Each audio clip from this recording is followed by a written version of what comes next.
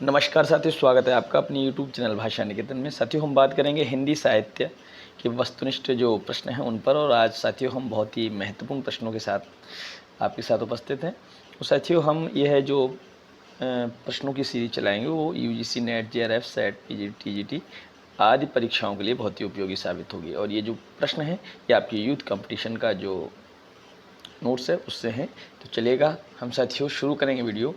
और साथियों ये देखिए, ये यूजीसी एनटीए नेट जेआरएफ परीक्षा जून 2021 का प्रश्न पत्र है और हल प्रश्न पत्र यूथ का। हमारा पहला प्रश्न है आज का, वो देखते हैं।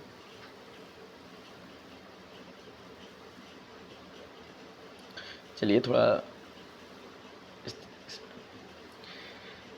देखिए, पहला प्रश्न साथियों हमारा कि चंद्रबरदाई ने पृथ्वीराज राशों में निम्नलिखित में से मुख्यतया किस छंद का प्रयोग किया है? तो अरेल, दढ़िया, कवित्त या सवैया। तो साथियों यह सही उत्तर आपका हो जाएगा कवित्त। कौन सा? कवित्त सही हो जाएगा। चलिए हम देखते हैं इसकी व्याख्या। देखिए साथियों, व्याख्या क्या है प्रश्न की। चंद्रबरदाई ने पृथ्वीराज राशों में मुख्यतया कवित्त छंद का प्रयोग किया। पृथ्वीराज राशों में 68 छंदों का प्रयोग किया गया है, जिसमें कौन कौन से हैं? दूहा, कवित्त, छप्पे, तोमर, त्रोटक और गाहा। चंद्रबरदाई को छप्पे छंद का विशेषज्ञ माना जाता है। आचार्य रामचंद्र शुक्ल ने चंद्रबरदाई को हिंदी का प्रथम कवि और पृथ्वीराज राशों को प्रथम महाकाव्य माना है। बहुत ही इंपॉर्टेंट प्रश्न है। और देखिए एक प्रश्न से यहाँ पे हम कई प्रश्नों को देख सकते हैं। चलिए दूसरा प्रश्न हमारा, दूसरा प्रश्न है कविता क्या है निबंध चिंतामणि के किस भाग में संकलित है? चिंतामणि भाग 1, चिंतामणि भाग 2, चिंतामणि भाग 3 या चिंतामणि भाग 4। तो साथियों सही उत्तर हो जाएगा चिंतामणि भाग 1 में यह आपका दिया हुआ है। तो चलिए देखते हैं आपकी इसकी व्याख्या। देखिए साथियों व्याख्या है, कविता क्या है निबंध चिंतामणि भाग 1 में संकलित है। चिंतामणि निबंध 4 भागों में विभक्त है। चिंतामणि भाग 1 के संपादक आचार्य रामचंद्र शुक्ल हैं। चिंतामणि भाग 1 में संकलित निबंध निम्न हैं: भाव या मनोविकार, उत्साह, श्रद्धा और भक्ति, करुणा, लज्जा और ग्लानि, लोभ और प्रीति, घृणा, ईर्ष्या, भय, क्रोध आदि। ये सभी इसके निबंध हैं। आचार्य शुक्ल का चिंतामणि भाग 1 प्रथमतः विचार वीथी नाम से 1930 दिया है, लेकिन 1920 इसका सही होगा में प्रकाशित हुआ है। तो चलिए देखते हैं अगला प्रश्न। अगला प्रश्न हमारा देखते हैं। अगला प्रश्न है प्रभाववादी आलोचना के संबंध में सही तथ्य कौन से हैं? प्रभाववादी आलोचना में अवचेतन मन का महत्व होता है। पद्म सिंह शर्मा की आलोचना पद्धति प्रभाववादी आलोचना है। आलोचक स्वयं एक प्रकार की रचना करने लगता है और हृदय आलोचक काव्य कृति पढ़कर प्रभाव ग्रहण करता है। तो साथियों इस तरीके से इसमें दिया है पहला और दूसरा, दूसरा और तीसरा, पहला और तीसरा, दूसरा और चौथा। तो सही इसका उत्तर हो जाएगा साथियों दूसरा और चौथा। माने पद्म सिंह शर्मा की आलोचना पद्धति प्रभाववादी आलोचना है और सहृदय आलोचक काव्यकृति को पढ़कर प्रभाव ग्रहण करता है। तो देखिएगा यही आपका सही है। ठीक है, और भी विशेषताएं हैं। तो ये विशेषताएं आपकी जो मुख्य हैं वो इस तरीके से हैं, देख लेते हैं। प्रभाववादी समीक्षक प्रकार की साहित्यिक सत्य, असत्य, विवेक, बुद्धि, विश्वास रख अपनी रुचि को अंतिम प्रमाण मानते हैं। और पद्म सिंह शर्मा, शांतिप्रिय द्विवेदी हिंदी के प्रमुख प्रभावशाली समीक्षक हैं। ठीक है, अगला हमारा प्रश्न है, देखते हैं प्रश्न क्या है। प्रश्न है कि निम्नलिखित में से कौन चंदन बाला रास के रचयिता हैं? तो इनमें से साथियों जिंदम सूरी, सुमति गण, मुनिजन, विजय और आशुक में तो आपके आशुक हैं। देखिए इसमें व्याख्या दी है कि चंदन बाला रास रचयिता आशुक हैं। इनके द्वारा रचित अन्य ग्रंथ जीवन दया रास, अन्य रचनाएं एवं रचनाकार इस प्रकार हैं। देखिए नेमिनाथ रास जो है वो मुनि सुमितगण की है। रेवंतगिरी रास जो विजय सेन सूरी, श्रावकाचार्य देवसेन और स्थूलिवत रास आपका जिनधर्म सूरी। चलिए देखते हैं अगला प्रश्न हमारा। अगला प्रश्न साथियों देखते हैं, प्रकाशन वर्ष के अनुसार निम्नलिखित रचनाओं का सही अनुक्रम बताना है। मध्यकालीन बुद्ध का स्वरूप, हिंदी साहित्य का आदिकाल, कबीर और हिंदी साहित्य की भूमिका। ये आपके प्रकाशन वर्ष के अनुसार आपको सही सही क्रम बताना है, पहला, चौथा, दूसरा, तीसरा, इस तरीके से आपको दिए हैं। तो हम चलिए देख लेते हैं व्याख्या।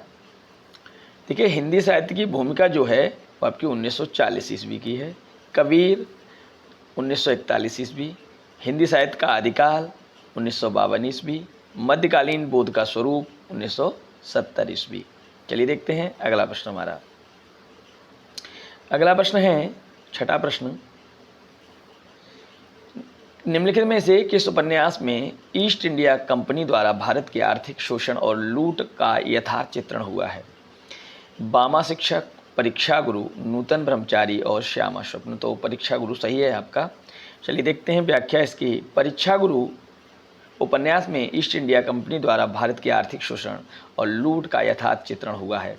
परीक्षा गुरु 1882 ईस्वी उपन्यास के लेखक श्रीनिवास दास हैं। आचार्य रामचंद्र शुक्ल ने परीक्षा गुरु को अंग्रेजी के ढंग का हिंदी का पहला मौलिक उपन्यास माना है।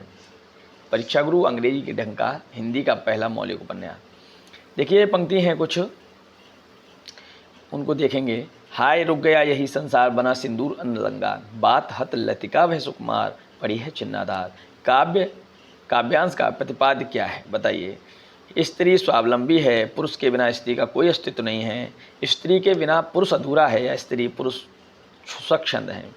तो साथियों देखिए, इसका उत्तर सही है, पुरुष के बिना स्त्री का कोई अस्तित्व नहीं है, ये आपका इसमें दिखाया गया है।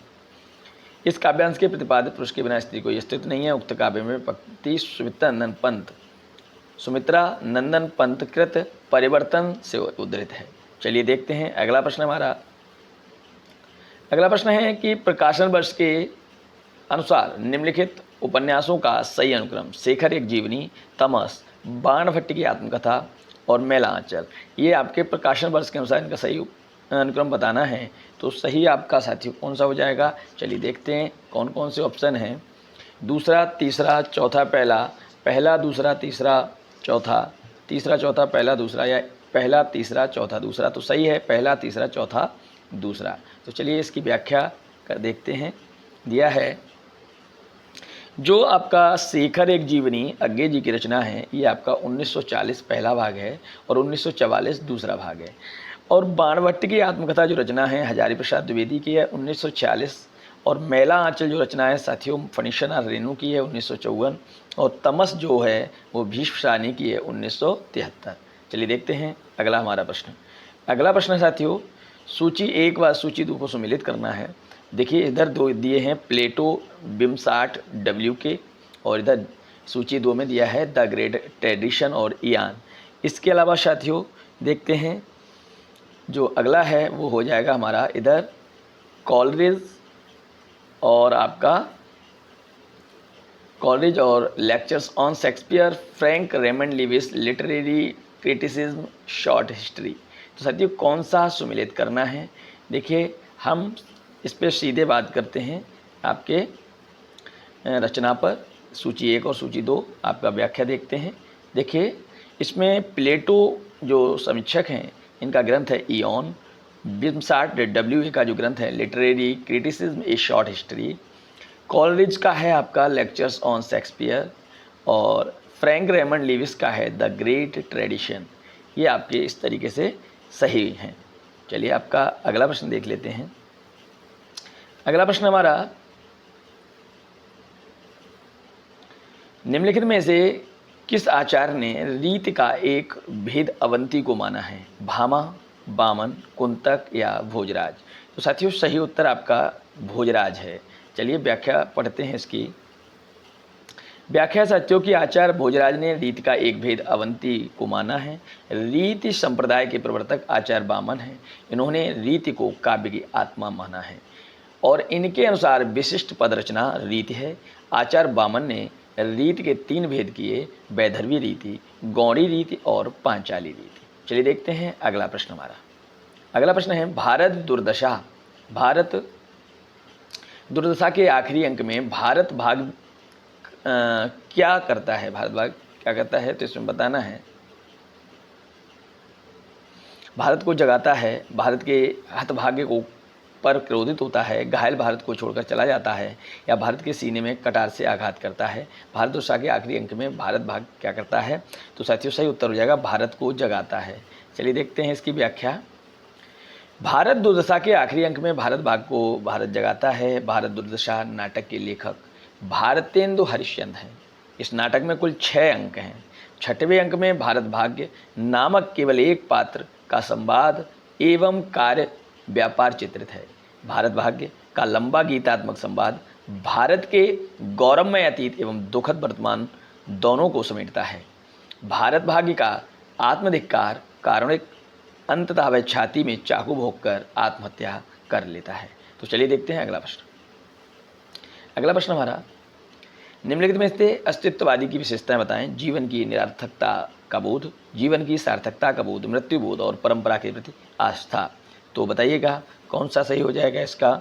इसमें पहला, दूसरा, पहला, तीसरा और दिया है आपका दूसरा, तीसरा, तीसरा, चौथा। तो आपका पहला तीसरा सही है, माने जीवन की निरर्थकता का बोध और मृत्यु बोध। चलिए देखते हैं आपका अगला प्रश्न। अगला प्रश्न हमारा,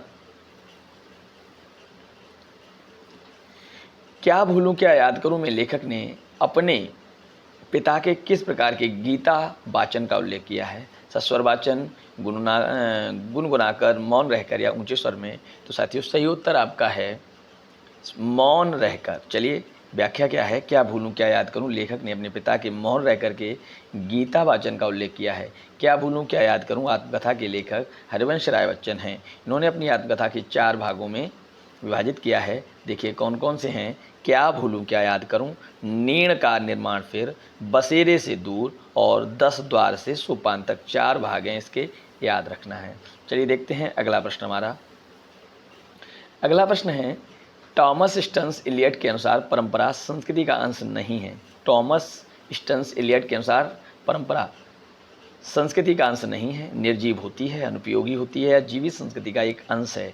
तो साथियों जीवित संस्कृति का एक अंश होती है टॉमस स्टन्स इलियट के अनुसार परंपरा। तो परंपरा जीवित संस्कृति का एक अंश है। ये किसका मानना है? इलियट का। तो इसकी व्याख्या देखते हैं साथियों। व्याख्या है, टॉमस स्टन्स इलियट के अनुसार परंपरा जीवित संस्कृति का एक अंश है। इलियट की प्रमुख समालोचनात्मक कृतियां निम्न हैं। The sacred wood, homage to John Dryden, selected essays, the use of poetry and the use of criticism, ये इनकी पुस्तक हैं। तो साथियों आज का साथियों हम 15वां और आखिरी प्रश्न करते हैं। चलिए देखते हैं।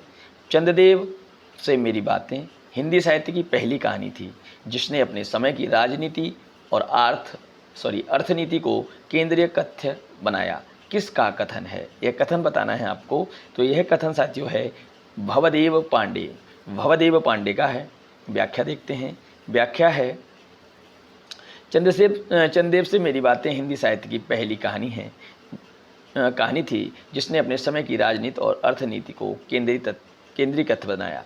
यह कथन भवदेव पांडे का है। चंद्रदेव से मेरी बातें कहानी सर्वप्रथम सरस्वती पत्रिका में 1904 ईस्वी में प्रकाशित हुई थी। इसकी लेखा राजेंद्र बाला घोष या बंग महिला हैं। तो साथियों आज हम इन्हीं 15 प्रश्नों पर चर्चा करेंगे और कोशिश करेंगे ऐसे 15-20 प्रश्नों पर हम रोज यूथ से चर्चा करते रहें ताकि आपकी नेट JRF की तैयारी हिंदी माध्यम से होती रहे। तो चलिए फिर अगला वीडियो लेकर आप सबके साथ उपस्थित होंगे। तो साथियों आप हमारे चैनल पर नए हैं तो प्लीज़ चैनल को सब्सक्राइब करें और वीडियो कैसी लगी आप कमेंट सेक्शन में बताएं, उसे लाइक करें, शेयर करें। PDF चाहने के लिए आप डिस्क्रिप्शन में लिंक दिया है, उस पर आप जा सकते हैं। तो फिर मिलेंगे अगले वीडियो में, तब तक के लिए नमस्कार, धन्यवाद।